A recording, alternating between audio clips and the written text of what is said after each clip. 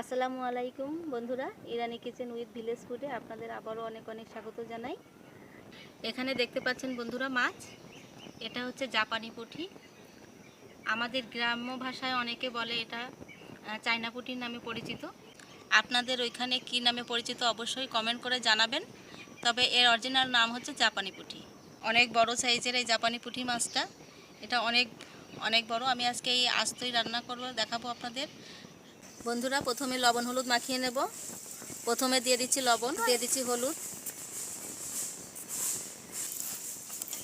ভালো করে ধরে ধরে মাখিয়ে নিতে হবে বন্ধুরা।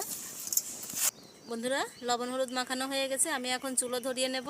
বন্ধুরা, এটা সরিষার তেল। আজকে আমি মাছটা করে নেব সরিষার তেল দিয়ে। বন্ধুরা, তেল গরম হয়ে গেছে, আমি এখন মাছ দিয়ে দেব।